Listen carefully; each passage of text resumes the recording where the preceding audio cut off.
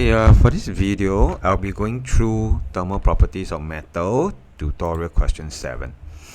Now, temperature of 2 kg water is raised from 25 to 80 degrees by passing steam at 100 degrees. Okay, during this time, it's estimated that the energy lost to the surrounding is 10,000 joules. Right, so in this question, there is energy that is being transferred to the surrounding. Now, assuming that the specific capacity of the containing vessel can be ignored, so if you have watched my previous video, question 6, whereby there's a glass bowl, where we need to take note of the change in temperature of the glass bowl, so we need the specific capacity. But in this case, we assume that specific capacity of the vessel can be ignored, right? So that's the difference. But in this question, they have this energy that is being transferred to the surrounding. So they want us to calculate the energy absorbed by the 2 kg mass of water when the temperature increases from 25 to 80 degrees. So in this case, the temperature will increase. So I'll be drawing a heating graph. Okay. So initial temperature is 25, water increases to 80. Now, is there any change in state? Of course not, because the boiling point of water is 100 degrees. So it's a very simple calculation. We only need our CW. So let us calculate the amount of energy that is being transferred into the internal store of the water. So we can use mCW, change in theta.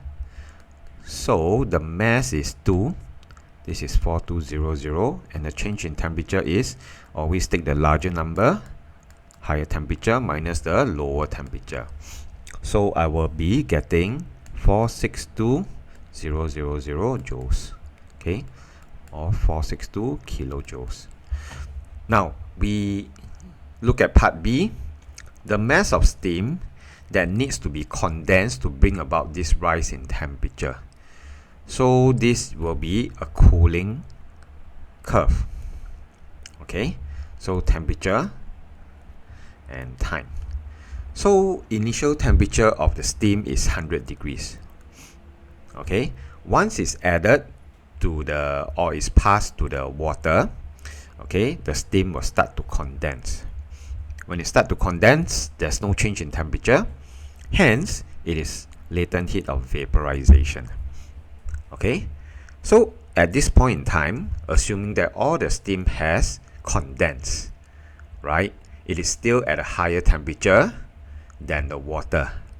So it will decrease until 80 degrees, right? Because the final mixture is 80 degrees. Okay, so in this case, the steam actually has two parts of transferring energy to the water. The first part is the LV, right? Specific latent heat of vaporization. The second part is due to a drop in temperature from 100 degrees to 80 degrees. It is still transferring energy to the water. So this will be CW. Okay, and at the same time, don't forget that there is energy that is being transferred to the surrounding. Okay, so on top of this energy that is being transferred to the water, we must also account for this 10,000 joules, okay, later on in this calculation. But let us calculate this part of energy that the steam is transferring out. So Q equals to mLV. This mass of the steam is unknown. Okay, later I'll write down what is LV. Latent heat of vaporization of steam, plus M, which is again unknown, CW, because it is now using the specific heat capacity of water after all the steam has condensed. Now the change in temperature, again always use the higher temperature minus the lower temperature. Okay, I'll be filling in what is LV. LV is 2.2 times 10 to the power of 6 plus M 4200 multiplied by 20. Okay, so this is the amount of energy that is being transferred out of the steam to the 2 kg water plus also this 10,000.